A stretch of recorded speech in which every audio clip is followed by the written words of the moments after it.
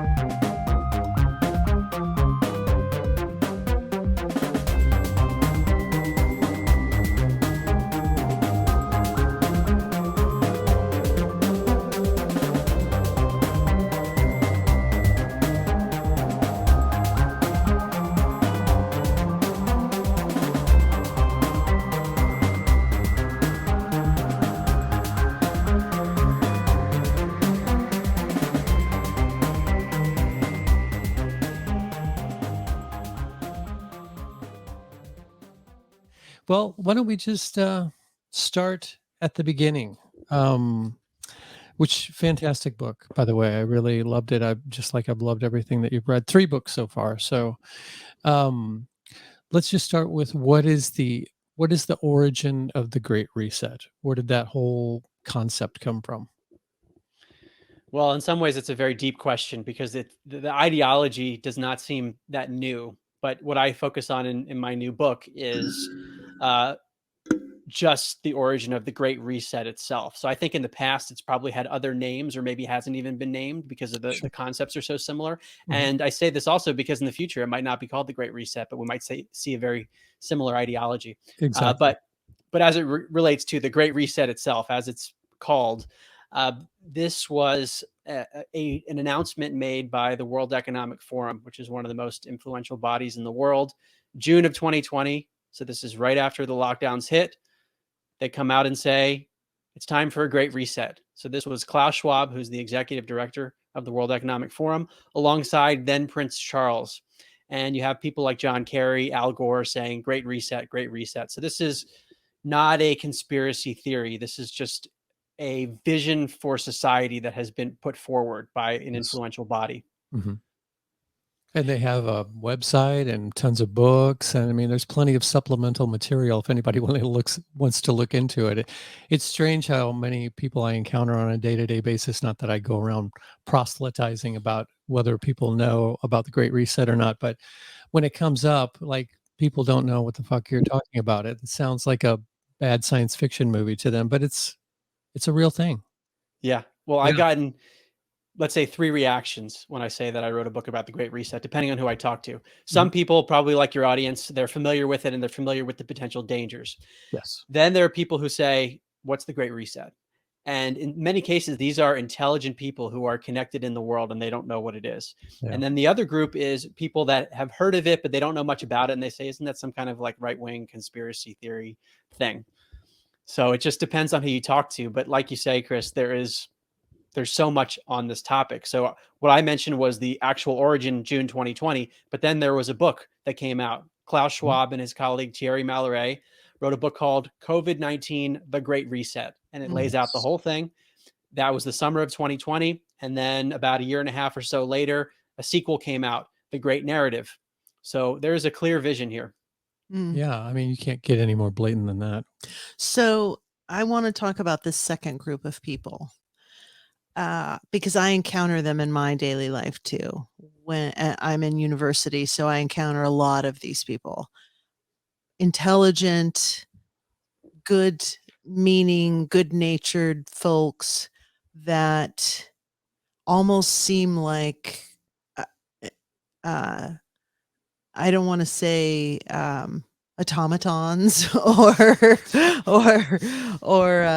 what is that those players and that we talk about in video games. NPCs? Yes. Yeah. I don't want to say they're NPCs, but they feel like it. Because when you say something like the Great Reset, there is kind of this glazed over look in their eyes, like this is not part of their script and it does not compute. Do you think these people have maybe heard about it, but then that goes into a territory that they're not comfortable talking about because they don't have any information or data about it, or are they robots?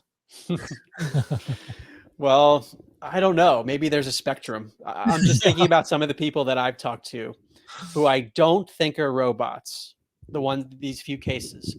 And there's a similarity in their situation, which is that they have busy lives. Mm-hmm. And maybe what they hear about the world comes from a few sources, like they trust the New York Times, they trust the narrative from CNN or MSNBC, for example. And anything outside of that narrative is crazy talk. So to those people, my book is really far out. Whereas to members of your audience, I'm sure there will be things that they learn, but the concepts are things they've heard before. And I think what you're getting at, Hunter, is really fundamental. It's something I think about a lot, which is like there's this whole world of people who question the narrative and take that effort. It takes energy to do that, to basically say, is the world the way I'm being told it is? And then once you get into that world, there's lots of different rabbit holes you can go down, and you discuss them on your show. But if you don't make that initial effort, which a lot of people don't, then all of this other stuff sounds completely crazy. That's true. I'm in a popular culture class right now, and in one of these initial discussions we had, the subject of where you get your news came up. And this particular professor said, and I'm not kidding you, he said he gets his news from USA Today. Which is like the People magazine of news Oh my goodness. sources, really. They give that out at like Holiday Inn Expresses. And this is his reliable news source. And this person is at the professorial level teaching a class about popular culture. Oh my goodness. Exactly. There you go. Yeah, I mean, they have it's like oh, what are those called? Electronic fences for dogs. Like they have, most people know where the edge of the electronic fence is, so they don't get any further past USA Today or CNN or New York Times or anything like that. They stay in the safe boundary of the little bubble that they want to exist in, which is the one that we're supposed to exist in. So they don't look past that. And they've done a really good job in the last 3 years of stigmatizing, as we've talked about before, the words conspiracy theorist, which conveniently covers anybody who goes anywhere out of that comfortable little bubble, right? Mm-hmm. Yeah. And there are other terms that people use: right wing, Yes. bigot, racist, Hitler. And you can just throw those terms out seemingly anytime you want to demean someone. And it's amazing to see who gets called those things when they have a history sometimes of being very liberal. Yeah, and it seems like the biggest effect of that, all of that name calling, is none of those names really mean anything. They've totally lost their charge. Like when I hear somebody call somebody else a fascist, like that doesn't mean anything. That just means somebody, I immediately go, somebody is highly misinformed. I don't go, oh my God, how are they a fascist? It's ridiculous. Yes, but that's what you say, Chris. And there are others who will listen to that and say, wow, that person is a fascist. Yeah, exactly. Well, it's charged for the deliverer, but it's not as charged for the person that's being foisted on. Because I think the people in our realm, I mean, luckily I haven't been, not that I would care, I haven't been called a racist or a bigot. But conspiracy theorist is a word or a terminology that's been bandied about just in terms of geoengineering and that whole discussion. So I think now geoengineering has become mainstream, and ABC News is doing pieces about it, and it's been on C-SPAN, and there's been lots of discussions about it, and Harvard's even teaching a class in geoengineering now. So now people are like, you can have that discussion a little bit, and it's one of these things where it's like, well, it's good for us. This is something that's actually good for us. It's like GMOs. Like GMOs are good for us. And I remember when that discussion started, I said, the first thing I said is, well, if a GMO was good for us, then every company in the world would be advertising that they were using GMOs. It's the fact they don't want to do labeling that should be your red flag. Yeah. So I think that's the thing that's interesting about Schwab and the WEF, is that they've gotten to the point now where they're so willing to just expose their agenda. That should be the concern. Right, because it's always cloaked in compassion. Yes. Whatever the proposed agenda is, they make it out to be something that's really nice. And if you don't support it, then you must not be a compassionate person. You must not be thoughtful. So it's like you can say anything you want and say this is going to end up being good. There's so many things happening in society that are being promoted as positive when if you just think for 5 seconds about it, it's actually not going to be. But to do that, to take the energy to think about it in the way we're discussing, requires also a recognition of deception and a recognition that some people do not have a positive intent, or that maybe their discernment might not be so good, where they think they're doing something positive, but it's not going to have a positive effect. So it's like the split in society seems to be along this line at the most general level. Well, and if you've done any degree of research about military conflict and the United States government and their part in military conflict, you see that these are nefarious people who have done really terrible things historically. I wonder about Schwab, and I think, does he want us to eat bugs because he's a reptile and reptiles like bugs? Ask David Icke. Yeah, it's very strange, the whole movement. I don't know. I mean, it feels like the world's just going crazy. And the Great Reset, because it's so comprehensive, seems to include all of the elements of the ways in which society is going crazy. Indeed. Well, what is I mean, I was curious about, World Economic Forum really didn't register on my radar much at all. I didn't hear much about it. I didn't pay attention to its workings or what its motivations are until obviously the last 3 years. What are the origins of the World Economic Forum? Well, it was founded in the early 1970s, and there are people who have gone into this deeper than I have, but apparently Klaus Schwab, who was the founder, was heavily influenced by Henry Kissinger. So there's kind of this general, if you want to call it New World Order type of ideology that he was clearly exposed to. Yeah. But I echo what you just said, Chris, because I heard about Davos a lot when I was in Silicon Valley and working in the business world. And I have known people that have gone to the annual event, which is the World Economic Forum's event. It's usually in January, where the world leaders get together. These are politicians, people in the business world, people who are influential. And the general vibe I had always heard about it was that this is just a very prestigious event. It's not nothing nefarious, that this is a place where world leaders are going to try to help the planet. And so it's like, if you got to go, it's a big deal, but it just never registered for me. But I also wasn't thinking the way that I do now. But if I was thinking that way, then I know a lot of other people around me probably think about the World Economic Forum that way too, of just, this is influential people getting together. It's nothing negative. Well, and basically anyone can go there. It's just like 250 grand is kind of like the base to get in the door. So I think it's what you're saying. It's basically designed not for the common man. It's designed for people who have some degree of influence, either in their community or in their field, whatever that may be. So you have to think, if it's not for the common man, then maybe the common man is not really being considered because they're not in the room for that conversation. Yeah, totally. It's an elitist mentality of, and in some cases, I don't think it's always nefarious. It's of, well, I have done well for myself in the world, and therefore I have this obligation to do good things. But they might just be so out of touch in many cases where the things they're putting forward are not in touch with the general public. And I mean, I'm just trying to think back to when I heard about the World Economic Forum in Davos, and it's just I have a different perspective on it than I do today. Oh, yeah, for sure. Well, if you had to prescribe an ideological stance for the World Economic Forum, how would you describe that? I mean, is there one, or? Yeah, I mean, it's multifaceted. The ideology that I talk about in my new book, which I think parallels the Great Reset and a lot of the World Economic Forum stuff, even though someone could probably debate points here and there, is leftism is the ideology.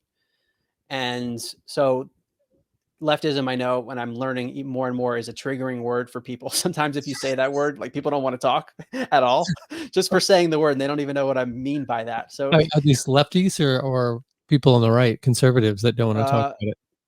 Conservatives are happy to talk about it usually. Okay, yeah, I And guess that's what I figured. non-conservatives get very upset. I was surprised by that. That is one thing I've heard from people.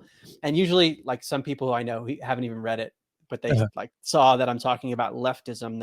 Yes. You can't do that apparently. Exactly. And what I try to do in the book actually is take give people who are left leaning an out, because left is distinct from liberal, and a lot of Mhm. people would consider themselves liberal, but they wouldn't go along with some of this crazy far left stuff.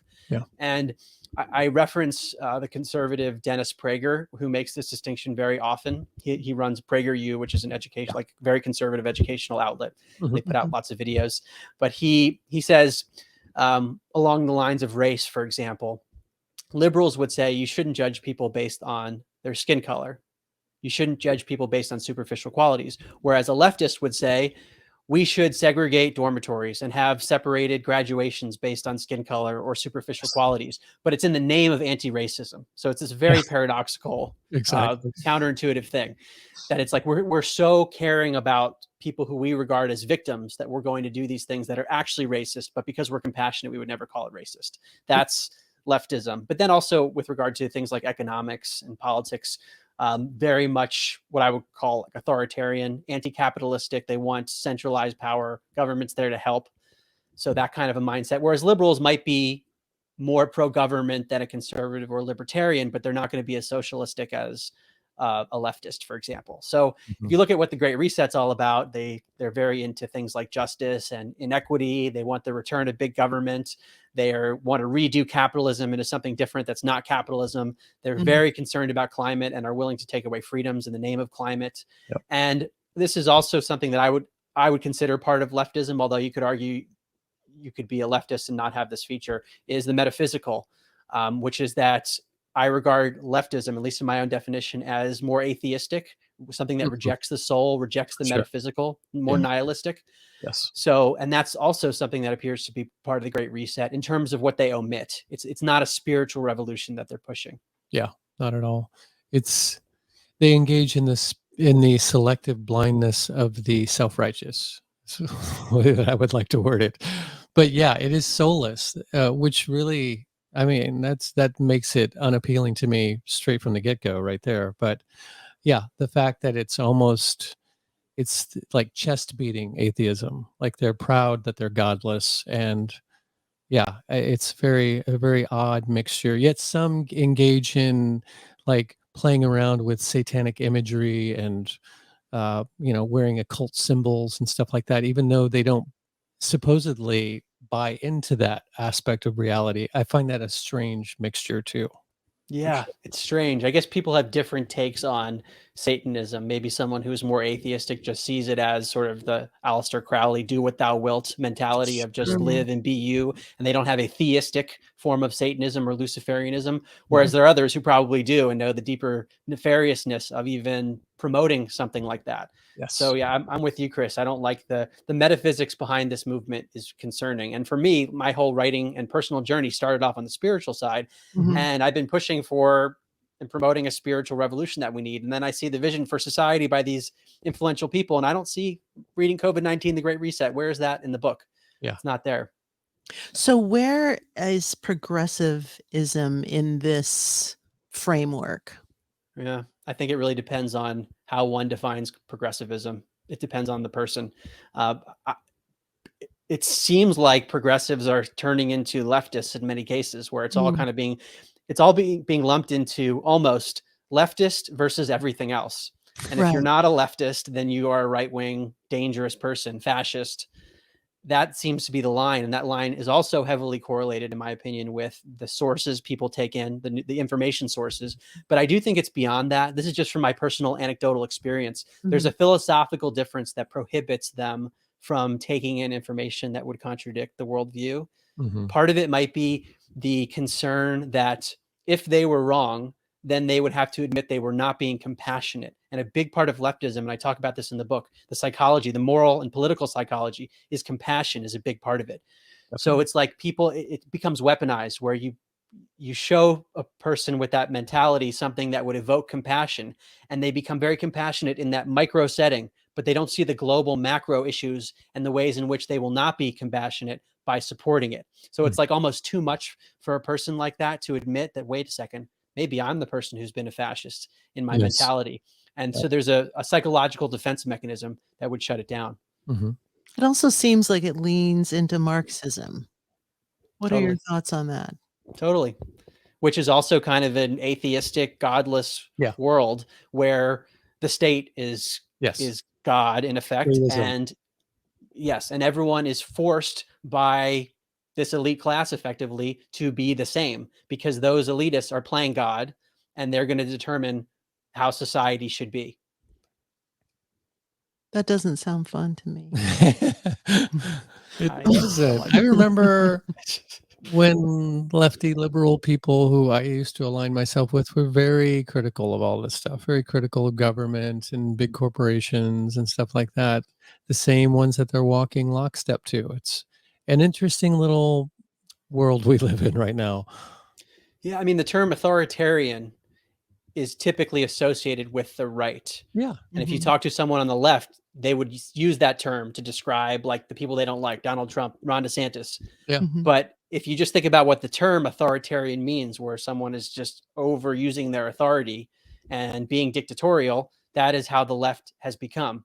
And it's in the name of this elitism slash compassion or false compassion, weaponized compassion, where certain people feel like they know the truth and they have a right to impose that truth on other people.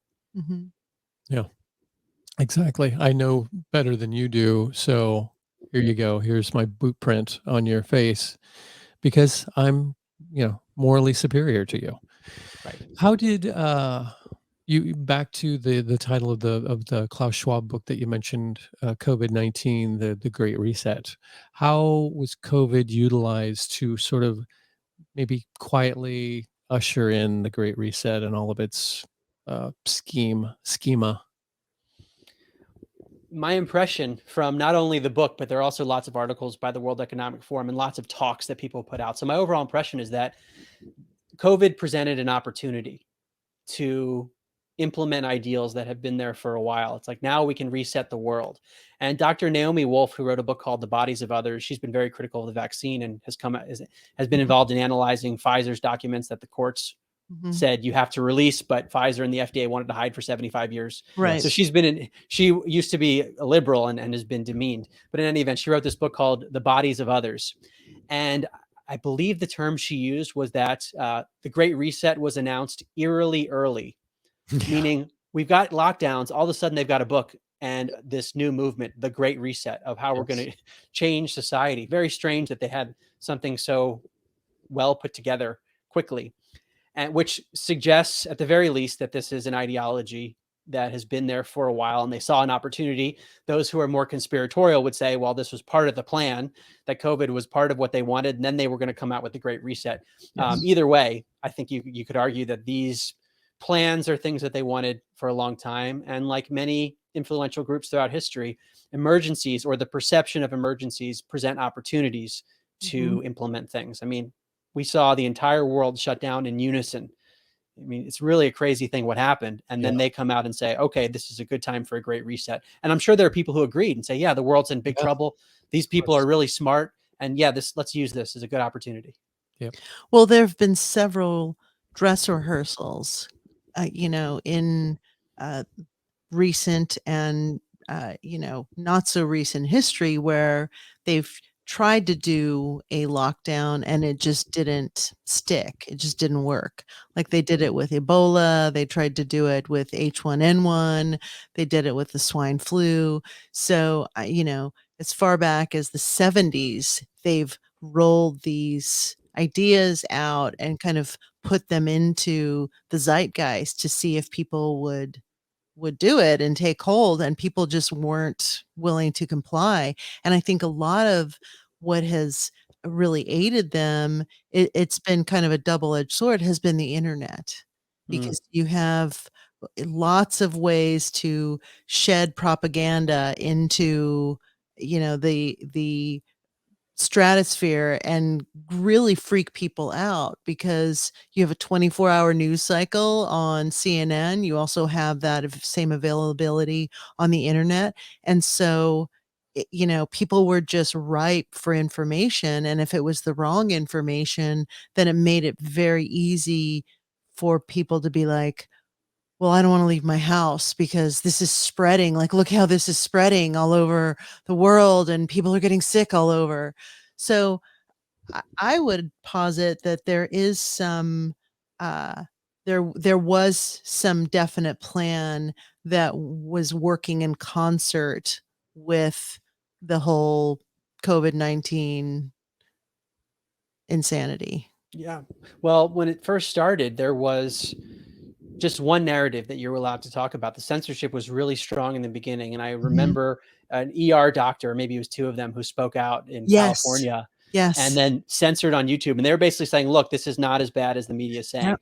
They were not allowed to do that. And that was when I first identified the rift in my own personal network of people who were like, what are you talking about, Mark? No one's saying that it's not as severe as CNN says. And I realized there's this whole body of alternative media. And I also wonder the extent to which the prior polarization helped this process, especially during the Trump presidency, Exactly. where there was a whole thing about fake news and, Yes. it's not fake news, you're a right-wing conspiracy theorist. Yep. So people were polarized in terms of what they were looking at. Yes. And that helped Oh, with that the totally. lockdowns. Yeah, I think that totally set the stage for it. Yeah, people were so fervently and insanely anti-Trump that anything that he said, even things that were actually true, like Right. the fake news thing, like was immediately like you didn't even question that, or you're, slung every little slur that they can think of, right-wing conspiracy theorists, blah, blah, blah, blah, blah. We all know the rigmarole. So how is the climate change agenda tied into all this? How are they trying to implement that and maybe use that as a tool to further clamp down on our freedoms? It seems to be fundamental to the Great Reset. Mhm. The climate agenda, which is out in the open. And the view of some people, especially those involved in the Great Reset, is that this is an existential type issue, that we have to take care of it and it's urgent. And if we don't, then humanity's not going to survive. So that's kind of the baseline set of assumptions that many of these people have. And therefore, just like we saw with COVID, and many people in the past have made these comparisons, and I talk about it in the book, COVID and climate seem to have parallels where it's like we have a major emergency and therefore your liberties don't really matter anymore. Like Yes. Arnold Schwarzenegger said, what did he say? Like, screw your freedoms. And he's apologized recently, but that's the mentality of like, come on, we've got an emergency here, so we can shut you down. We know what's best. Listen to the experts. You're not a doctor. It's the same thing. You're not a scientist. You can't opine on climate stuff. Yes. And you can only get the information about climate from authoritative sources. And I quote some of this in the book where it's like the same thing that's happening. So it's a concern because whereas COVID had seemingly a finite time period, and that happens with illnesses where there seems to be a spike in people getting sick and then it evens out over time. Yeah. Climate is ongoing. And I quote in my book, Project Veritas, they took an undercover video of CNN technical director. Yes. And he talks about a lot of things, but one of the things he said, and I remember seeing this in 2021, because the film was from April 2021. We were not talking about climate all over the place then. I mean, some people were, but it was all COVID at the time. And he goes, I've been told by the head of the network that when the public is up for it, we're going to move to climate, and that one has longevity. Yeah. Yes. And this is what's happened. Yeah. Yeah, exactly. Well, and if you go back and look again, historically, this is what I think a lot of this is reliant on is people's collective cultural amnesia. It's relying on the fact that a lot of people don't know history when it comes to these types of discussions. If you go back and you look at, the 60s, they were saying there's not going to be any oil in 30 years. And then it was, there's not going to be any water in 30 years. And then it was the ice caps. And it's just been this ongoing onslaught. And I think part of these test runs that they do is they say, okay, well, we're going to test it out and see what it's like when we cut off people's gasoline and there's lines around the block to try to get gasoline. Well, we're going to cut off people's food and see what happens when there's no bread or no toilet paper in the grocery store. So again, it's this, slow slog of an erosion of freedom, with the idea that we are doing this to ourselves, that there's no one on the top that's doing this. It's all us. It's our own selfishness. And I think that's where the whole bug eating thing comes. It's like, oh, you're selfish if you want to eat meat. So you're going to eat bugs because you want the world to be a better place. Yeah. There seems to be an emphasis, and they say this a lot in COVID-19, the Great Reset, on overconsumption. Mm-hmm. But what should be baseline consumption, and why should human beings not flourish? And this is something that comes up a lot in the climate debate. Alex Epstein has written about this book where he makes the case for more fossil fuels, actually. But he says it's basically the human flourishing mentality versus the anti-human mentality. And what you hear in the climate debate is much more anti-human, like humans are a parasite. We're impacting the climate, and we shouldn't be impacting it. However, like, we wouldn't be able to live unless we impacted the climate. Whereas we're not seeing them talk about how can we enable humans to flourish more. Yes, Exactly. I remember one summer when I lived in St. Louis, and there was like pollution warnings going out. They were telling people that for this weekend, you're not allowed to barbecue outside because of the pollution. It's like, wait, Monsanto is 10 miles away from here. How about we shut them down? I bet they're producing a lot more pollution than fucking barbecues are. Like, it was just so ridiculous. But again, trying to put the burden on the citizen, the average person, and not the corporations who all of this is the fault of anyway. I mean, whatever the climate situation is, if anybody is affecting it, it's huge factories. It's not people barbecuing in their backyards. Yeah. I mean, the hypocrisy is unbelievable. We saw it very clearly with the crash in Ohio, which did tremendous environmental damage, and we didn't hear that much talk about it relative to the damage being done. And yet you would expect, if people cared so much about the environment, that you'd hear a lot more. Yes, Exactly. I am always, the head scratcher for me is things like Operation Popeye that happened during the Vietnam War, and this mass spraying, chemtrailing, geoengineering that they were doing in the war to extend monsoon season. And the other versions of this where people are blaming, it's El Nino, it's this weather event, and not talking about the government intervening in weather worldwide. So I think this is where the climate situation gets very concerning and confusing to me, because if you look up, you can see nonstop spraying, and then suddenly cloud cover, and then suddenly rain or drops in temperature.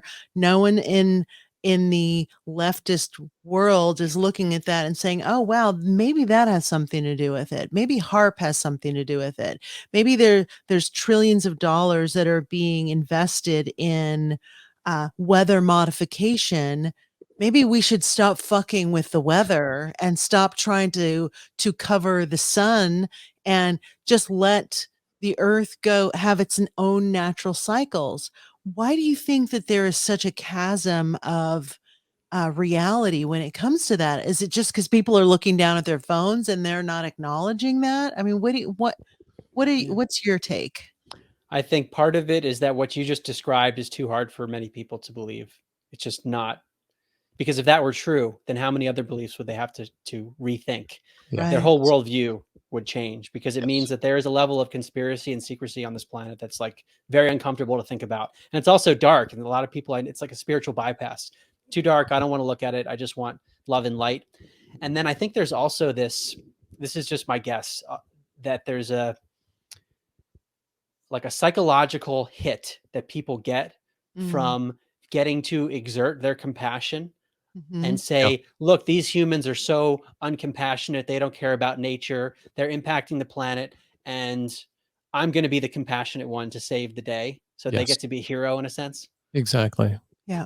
Yeah. That's when I look at the electronic car. and you see, you know, people driving around in their Prius and they're feeling like they're doing something, but they don't think about the mine, the cadmium mine, where that came from. They don't think about the child labor that's involved in that. They don't put the pieces together of if you're driving an electronic car, where you're getting the electricity, Yes. what the impact of the battery is to the environment. So again, there just seems to be these massive disconnects, you know, folks on their iPhones tweeting about, you know, wokeness, and they're not thinking to themselves, oh, this phone I'm on was made by child labor. Right. Well, how disturbing would it be for them to think that, though, as someone who they would say, well, I'm so compassionate, and then they realize, wait, I'm not being compassionate. There's this incentive to just block it out, keep the blinders on.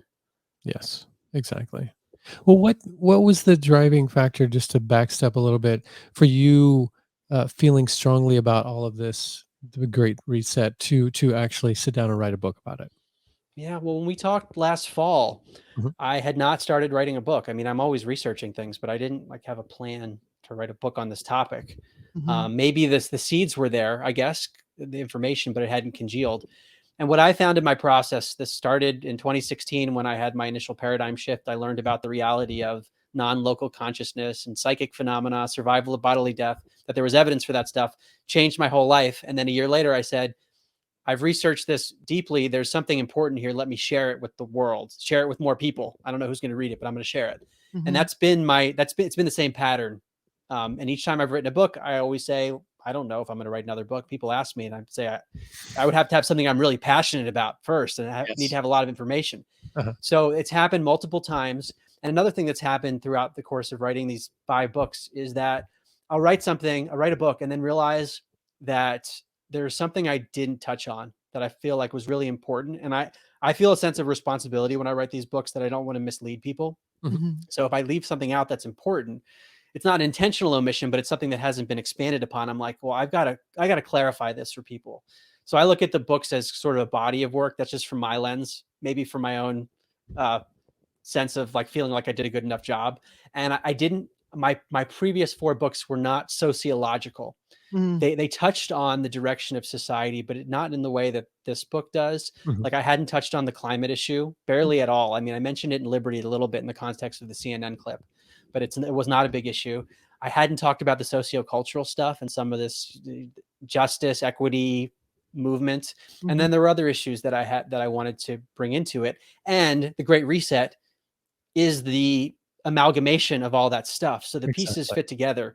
And I was like, I should write a book about this, because a lot of people don't know about the Great Reset. And I don't think a lot of people are aware of some of the dangers of these things that sound good on the surface. Mhm. Mhm. And this is another thing, Chris, that I think drove me to write it. My first 2 books, from my lens, have attracted a certain type of audience. So the first one is about the idea that consciousness doesn't come from the brain, an end to upside down thinking. Second book is an end to upside down living, which is essentially about spiritual awakening and how you can set a compass for living based on that worldview. Mhm. And a lot of people who I think were drawn to those books, I found that I was disagreeing with them strongly when 2020 hit. I'm like, wait a second, what is going on here? Because I share a worldview with these people, but I don't. So is something wrong with my metaphysics? Or is it just that we agree on certain things and disagree on other things? And I'm still mind boggled by this whole phenomenon. Mhm. I'm sure you are too, like that you could Yes. agree really strongly on certain topics, but not others. And what I realize is that there is this issue of good people with really good intentions who might not see the full picture, and they might end up supporting things that are actually harmful. So the subtitle of this book, it's called An End to the Upside Down Reset. Subtitle, The Leftist Vision for Society Under the Great Reset, and How It Can Fool Caring People into Supporting Harmful Causes. And that was something I felt like had not been covered as adequately in the other books. So for all those reasons, I said, I've got to do it. And then once I make that decision, it's rapid fire. What do you attribute? I still question this. Attribute so many people being swayed by this narrative, the COVID narrative, and then gracefully going into the Great Reset narrative, whether they know it or not, being swayed by this seemingly seamless propaganda campaign. Do you think it's campaign? I don't know why. Campaign. I know. Campaign. Campaign. I'm Italian all of a sudden. Let me reword that question. What do you attribute? Many people who I thought were rebels were authority questioners who, would probably march in a Occupy Wall Street uh, protest. Suddenly seemed to believe everything, first of all, that was on corporate news, corporate mainstream news, seemed to unquestioningly take the advice of big pharma corporations, and whatever they had to dole out, sure, I'll take it, blah, blah, blah, and seemingly believed everything that politicians were telling them. Well, Trump, no, not so much. Biden, every single syllable, even the syllables he hasn't uttered yet, they're up for it. What do you attribute that huge, seemingly huge blind spot that seems to be present that caused these people to just lapse into complacency? I mean, Mhm. do you trace that back to the propaganda or occult forces, or what the hell is happening here, or a combination of all the above? Feels like a combination. I mean, it feels like mind control to me Yeah, in Mm. terms of the way the results have panned out, that it's such strong programming that people seem to be unable to get away from. I mean, yeah, we're seeing some people move away, but what I've found is that there's more polarization in some cases now that more information has come out, because the people who believed that there was some kind of conspiracy or concealment of information, now those people are getting validation and they're yes, saying, see, I was right. yeah, So they're feeling even more strongly about their beliefs. And then the other people who don't want to go down that route are still stuck in the other paradigm. So they're exactly. more strongly pushing against these people who are more strongly pushing the fact that there Yes, was concealment, yep. which is driving the polarization. But your question, Chris, is really important. Like, why are people unable to see through it? Mhm. Especially the ones that seem to be the best at seeing through things. Yeah. Yeah, that's the troubling part. They really trust certain authorities. I Yeah. mean, the New York Times is one good example. I mean, that is the gold standard for a lot of really smart people. Mhm. If it's in the New York Times, then that's real. Like, Yeah, they wouldn't lead us exactly. astray. They Oh, wouldn't omit things intentionally. mhm. I mean, some people are like that with CNN too. So Yes.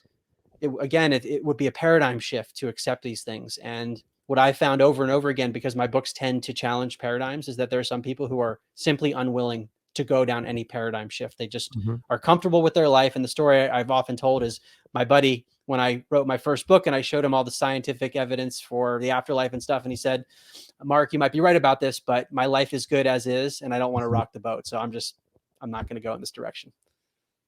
I also think it's overwhelming, as you were saying before. I think that, I just recently did a presentation about uh, geoengineering and weather modification, and I did a ton of research about it.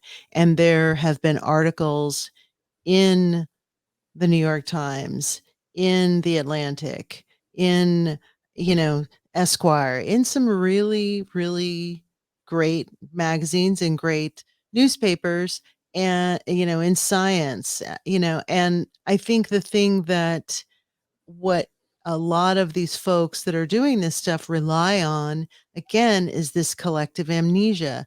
If we just throw this in so much information at you, there's definitely going to be stuff that slips through the cracks. So Mhm. the onus is on the average person in the public and not on these predators, because they can say, well, Mhm. we told you this stuff and you just ignored it. So our karma's clean because we let you know what we were doing and you didn't really say anything about it. So clearly you're not really interested in the solution. I would just think that there is a level of mind control, like you're saying, and it seems like it's like constant trauma. It's being traumatized over and over and over again, where you just get to this point where you become maybe desensitized to what's happening because there's so much being thrown at you. Do you think that there's some of that that's happening, because I do believe that there is a collective unconscious where we are all connected and we're all feeling something's going on. It's just, how much can I focus on in the day? Yeah, I do think that's a part of it. And some people just want to blog out the news altogether. They'll see the headlines on their iPhone that Apple News selects for them, and that's their view of the world. So, really, in order to figure out what's going on in the world, it requires being a detective to some degree. So, Mhm. I agree with you, Hunter. If you look at a lot of mainstream sources, you can find evidence for all this stuff that others would call conspiracy. They've written articles, but it's just in a sea of other things that you would have to pick it out. So another reason, back to your question, Chris, of why I wanted to write this book, and all of Mhm. my books really are similar in this way, is that I wanted to put the pieces together all in one place Yes, of these ideas that are disparate. But if you put it all together, wow, there's a narrative here. And if you hadn't been exactly. following it, it would sound radical, Mhm. but it's there. Yeah, and that's what I like about your books too, is that you are excellent at pulling a lot of things together and putting a nice, neat little bow on it.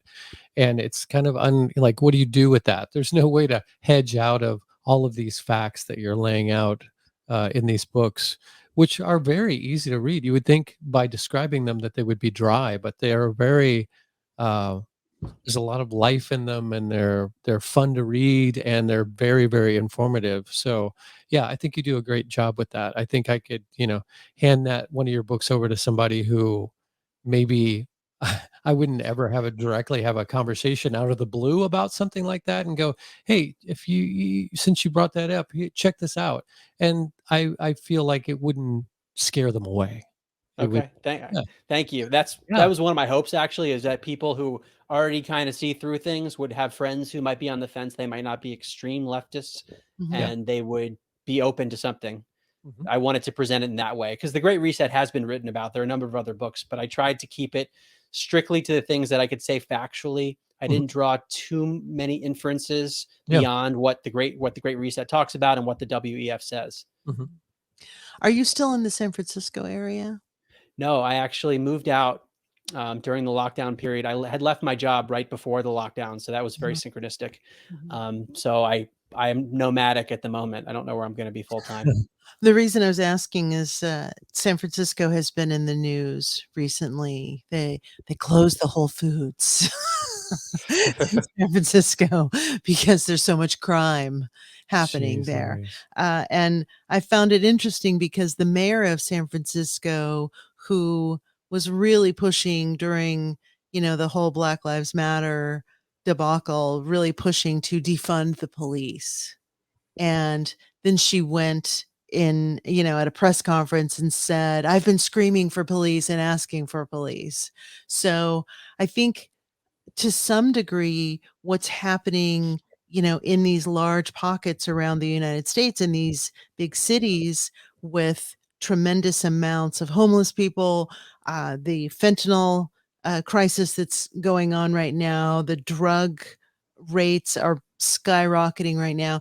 I think this is part of the agenda of the Great Reset, because what it's doing is it's saying, if you live in these communities and you see this going on, you're saying, we need intervention. We need Yeah, someone to come in and fix this. exactly. So if someone like Schwab says he's got the answer, like whether it be cryptocurrency or Bitcoin or digital currency, something, housing for people that ends up being like an internment camp.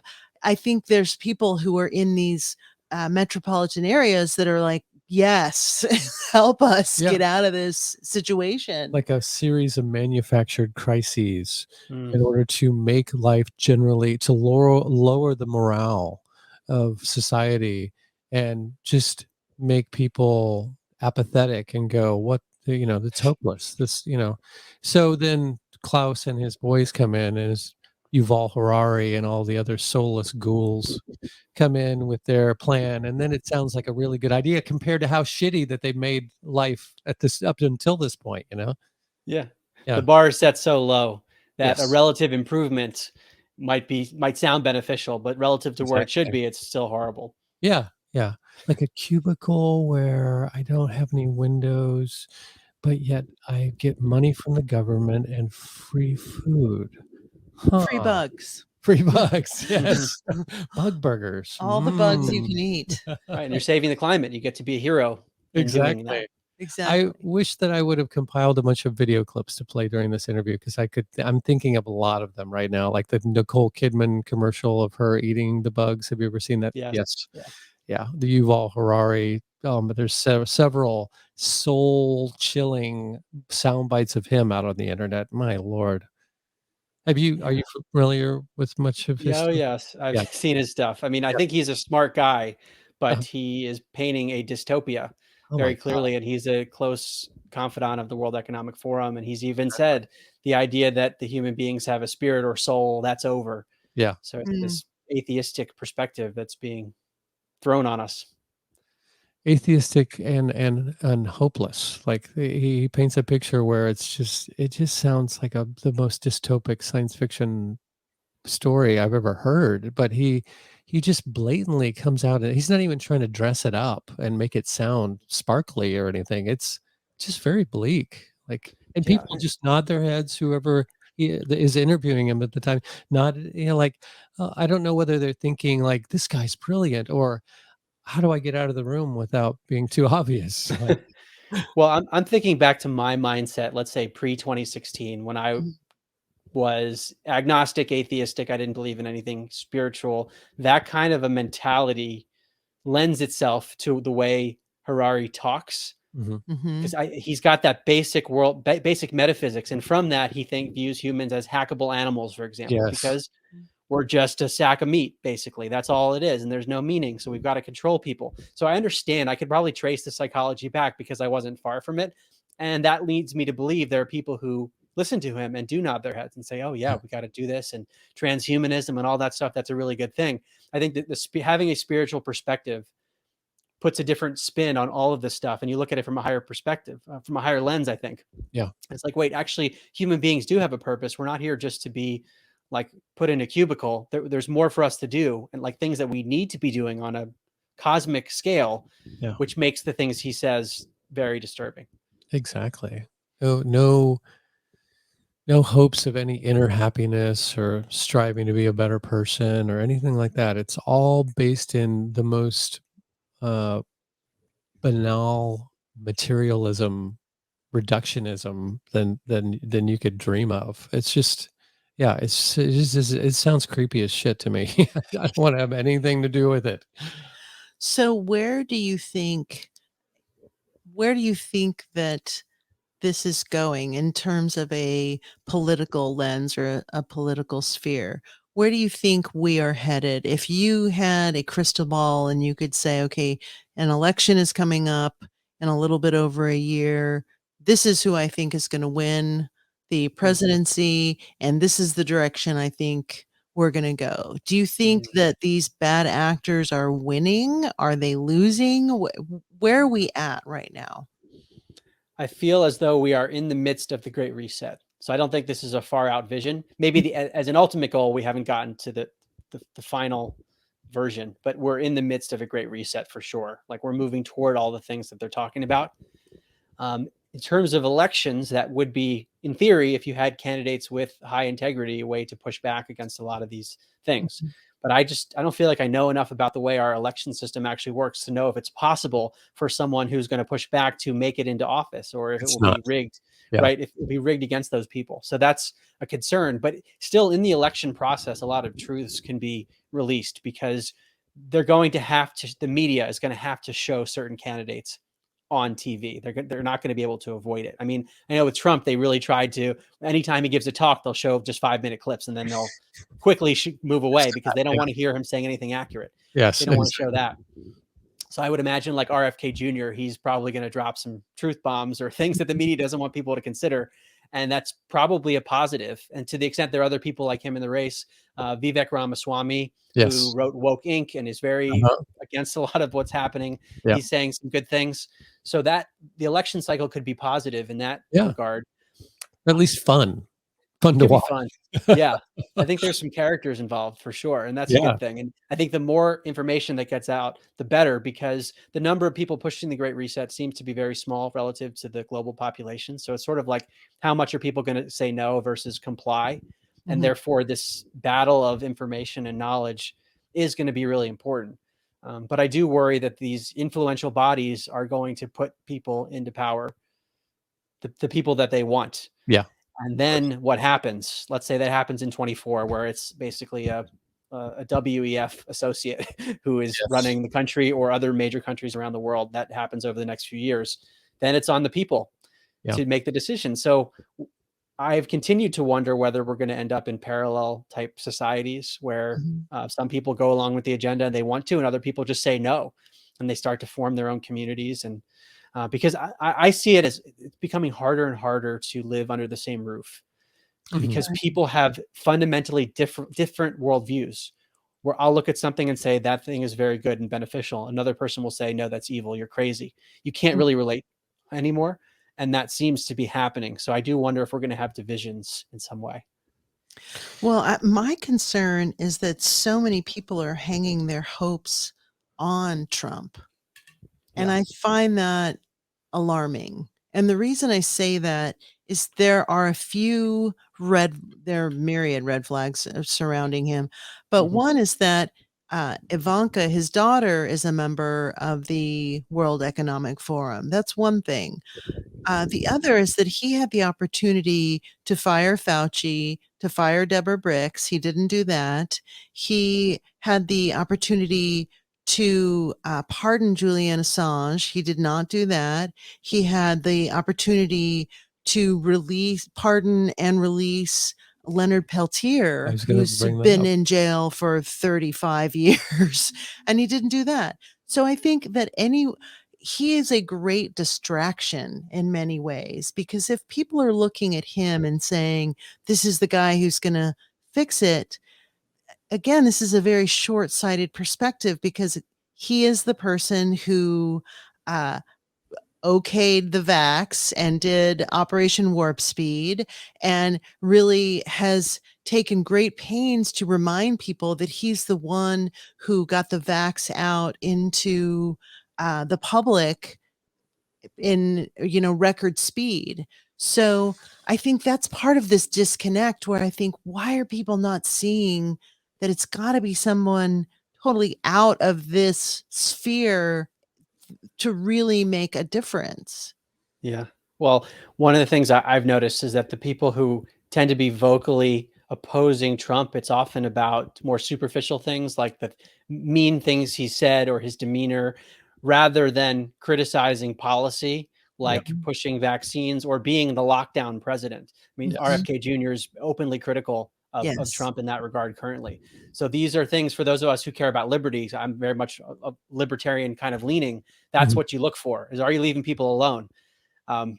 And locking people down and locking down businesses and calling certain businesses essential and others not, that's very much against general principles of liberty. So that's one issue. So people are distracted, I think, distracted by superficial stuff. And another is I'm noticing more and more that some people are drawn to a savior type complex. And I don't know if Yeah. that is driven by certain religions or what it is, but it's like, we need this person to come in, whether it's Trump, whatever the object is of the savior. And I don't see politicians that way at all. I mean, I see them Yeah. as ultimately oppressors, but let's have the least oppressive person possible, because that's, for now, we're not moving to the radical system that I talk about in my liberty book. That's not going to Exactly. happen overnight. So it's more about looking at people from this lens of, um, can they incrementally just be better, rather than can they be the savior? I think ultimately we have to be the saviors ourselves, and it's the internal work Absolutely. that we do Yes. as each individual. It's no one's going to come do it for us. Yeah. That's always a great way to start it I after always that have whole. to start with a yawn.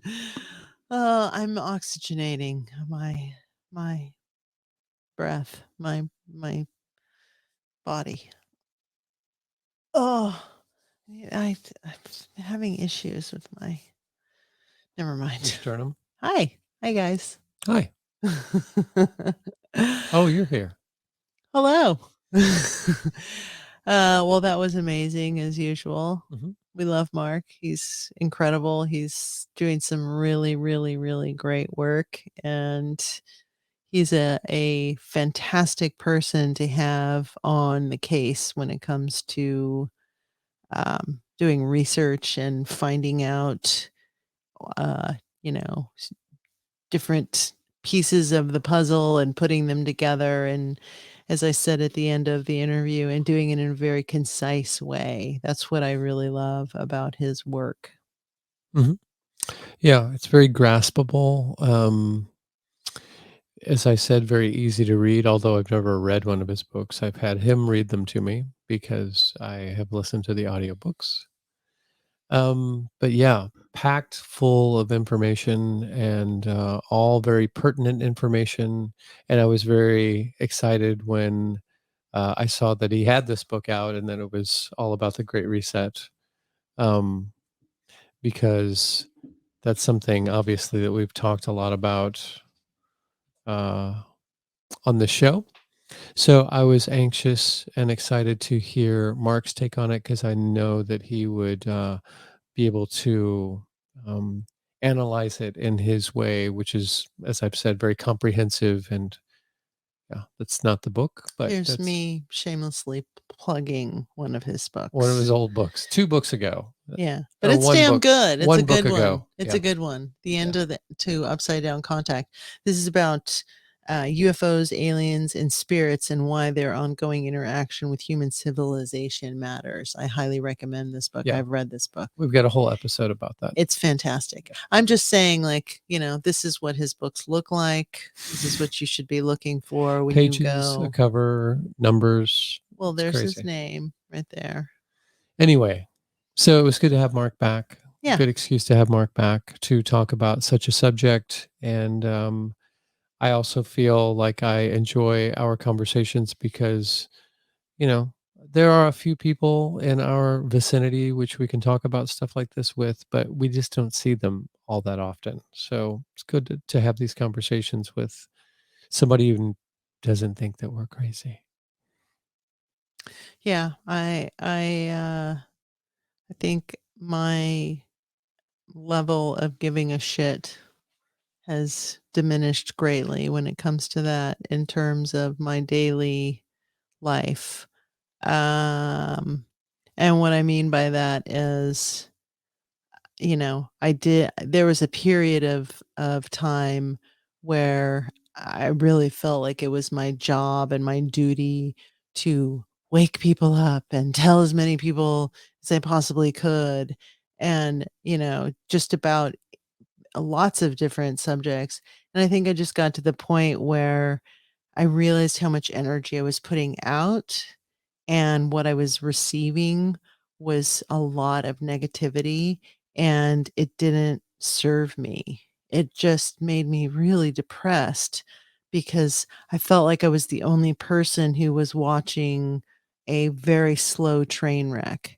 And what has been so magnificent about being with you, Chris, and doing this podcast, uh, obviously being with you first, and the podcast as, something farther down the rung, uh, is that we are able to communicate privately about the things that matter to us, and we're able to share these conversations with our guests.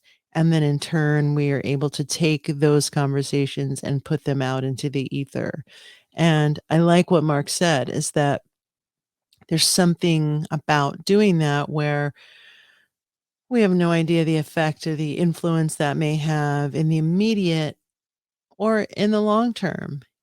Some person may come, just by happenstance and find our podcast 10 years down the line, 15 years down the line, 50 years down the line, and it may have some fantastic influence on them.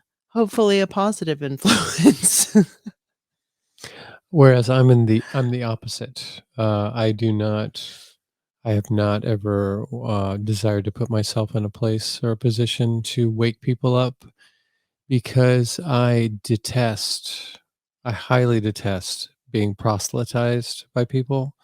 So I never, ever want to put myself in a position where I could be perceived as doing the same thing. Like I know a secret and you should know it too, and it will improve your life because it's the best secret in the world.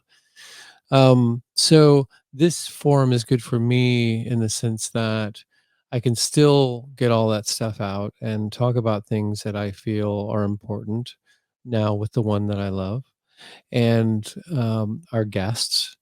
And people come under their own free will and gather here to listen because they want to, which is a lot different than just going, hey, have you heard about Jehovah? To going from door to door, which I would never do. So yes, so this is perfect for me. I get to talk about things that really matter with you and all the wonderful people that we have on, and then people can lean in and listen if they feel that that's appropriate for their journey, for their life. I think I felt a sense of urgency Yeah, I for, understand that. I don't know, 42 years, The number changes all the time. 40 plus years, because I think about like when I was little, like really little, and I had this anxiety, and I had a mother that was telling me about the CIA and projects and government mind control and propaganda. She primed So you. this has been my whole life that I've been in this dialogue. I think the urgency really got ramped up with Smith Munt. I think that's when I started to say like, "Hey, this is not like now this is really serious. This is really happening." On a greater scale, and it's only going to get worse. And I think that I felt a responsibility because of the way that I was raised and because of the information that I had from childhood. Um, but there's some myth, and I always forget the name of the woman in the myth where she has all this knowledge. She's given ultimate knowledge, but the snag is that no one believes her. Mhm. And Oh, Cassandra complex. yes. Yeah. And I felt that my whole life. Like I knew all this stuff, and it wasn't that no one believed me, it was very few people believed me. And what's amazing to me is that I see someone like Mark, and I think to myself, now this is the type of person who I would have seen in a bar 25 years ago, and he would have been having a drink with his friends, and it would have been after a day at a corporate job, and they would have been talking about, you know, 401ks or whatever the thing that guys in the corporate world talk about. They would have been having that conversation, and there would have been no shred of conspiracy or underworld or undercurrent of anything other than very basic business type stuff. Mhm. And so to see someone like him have this huge paradigm shift and his own awakening is massive, because it does give me hope that nothing is solidified, that people have the opportunity and the capability of changing, and it does have nothing to do with what I am doing with them directly. It can be a frequency and energy shift that's happening that they are picking up on. Could be the 100th monkey syndrome, could be lots of different things. Mhm. Yeah, I'm reminded of a story. It may not be appropriate to bring up at this particular time because it only reminds me of it in dynamic. But when my friend Jeff and I were driving from St. Charles to Arizona, I had a beta video camera with me, and we kind of shot our on-road antics and would stop at junkyards and shoot footage and just having a blast and Mm. having fun. And I had 7 different colored hair, and we Oh. were dressed all wackily, and our car looked like a a moving museum of oddities, and including my dog that was traveling with us. And so anyway, we get to Arizona, lived there for a few months. I move on, left the camera and the videotapes behind. Somebody who was a friend of the group of people that I met in Arizona and hung out with, they were really sweet and wonderful people. He was very straight-laced. I think as I was leaving, he was drifting into town, and I saw him. He seemed like a very, very wholesome person, a very nice, straight-laced guy, but very earnest. Very, like, I could tell he was a good person, but he felt a little out of his element being around us because we were all kind of freaky and stuff like that. Um, and then, geez, I don't know how long it was after that. Maybe 6 months after that, I received where I was, I think I was back at my parents' basement for the 17th time, a very heartfelt letter from this guy who wrote saying that he, after hanging out with all those people and watching all the videotapes that Jeff and I shot, it really moved him. Somehow exposed him to a different way of being, a different way of existing in the world. And he attributed it to opening his mind up. And then he decided to have his first LSD trip, and things just got more and more interesting for him in a very positive way. So it was interesting that he took the time to write this really heartfelt letter, basically thanking me for leaving those little artifacts for him, because it then opened him up. I don't know. That's just what it made me think of. It probably doesn't really have a whole lot to do with what we were talking about, but change, seeds planting, somebody who was once straight-laced Yeah. blossoms into something else. Yeah. It all ties in, I suppose. Yeah.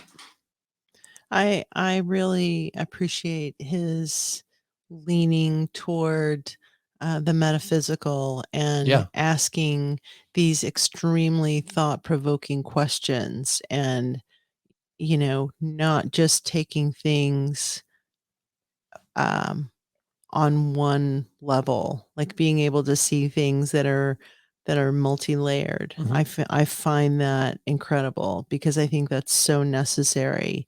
It's easy to, go into the Freudian world and say sometimes a cigar is just a cigar. Sure. And sometimes it's not just a cigar. Sure. And I think he's very lucid in his ethical altruism. Like his motivations are pure. He just wants Yeah. to get to the heart of the matter and the truth, and he delivers it with flying colors about topics that are very nuanced and often very difficult, and often very stigmatized Mhm. in this day and age. Yeah, he gives a shit, and that's a really great quality, is that he cares, because it would be really easy, even if you were in the space of, uh, the alternative media, it would be really easy to kind of have that as your night gig and go back into the corporate world and Yeah, just kinda shut down, and I'm not saying he will never do that. I think there's value in that too. I think there's lots of different ways to approach the world, and I think this is what I'm learning the deeper I get into psychology, is how to be fluid and how to understand that some people take 4 steps forward and they take 3 back, or versa versa, and it's really up to us, to be empathetic to that and understand that not everyone's journey is in a straight line and straightforward, because ours isn't straightforward, and no, we are constantly growing and learning, and stumbling. it's amazing. Absolutely. Well, that seems like a good place to put a bow on it. Put a pin in it. That's putting something aside to talk about later, so that's not really an appropriate colloquialism, but Well, it's the through line. We're putting a pin in it because this is an ongoing conversation in our life. lives. We're going to be multiple lives. That's what I agreed to. Yes. All right. Our dear listeners and patrons and everything in between. Thank you so much for listening and getting this far. Hopefully you gleaned something positive from it and it got your brain gears working and your mind expanding and your heart unfurling. If you would like to get a hold of us to suggest guests, we're always open to suggestions as far as that's concerned. You can email us at emails. That's a contraction of several words there. Email us at the meltpodcast at protonmail.com. And keep your emails coming. I'm loving them. I love to hear from everyone. You can reach me at hunter-muse@protonmail.com. If it takes a couple days, a week for me to get back to you, know that I will get back to you. Don't take it personally. Both of us have little wiggle room in our lives, unfortunately, as they are right now. So it is not personal at all. So just know that. Now we are working. Chris works a full-time job. I have myriad things that I'm doing right now in school, research projects, on and on and on. But we love you. Be patient with us. We're here with you in this journey, and it is fucking awesome. And I just thank you so much for everything that you do for and with us. Just even your thoughts, your good thoughts that you send us are really, really brilliant. And I want to send a special thank you to our patron. Why am I? That's such a weird word for me. I don't know It why. is, yeah. Which one do you use? I got a really sweet, beautiful email from our patron, Marty. And I just want to thank you very much for your kind words, for what you said, for your contribution. It's really Yes. wonderful that you are so gracious and so generous with us, because I haven't shared this email with you, but she said she wants to help our family and help us put Oh. us in a situation where Chris can do this full time. Oh man, And she has been so generous, and I just want to thank you for that personally, because it's amazing. My goal is to, by the time that Hunter gets into a place where she is practicing professionally, that I will have this in a place where this will be my full-time endeavor. Because I can't think of anything that I'd like to do more than throw myself into this podcast, because I'd actually like to do a lot more. I'd like to actually make documentaries again. I've made documentaries in the past. I love doing it. There's so much rich subject matter to do visuals to, with the guests that we talk about and the subjects that we talk about. I would love to do that, and make the episodes even better and more of them. Have time to read every single chapter of every book that I have guests on, or that we have guests on to talk with.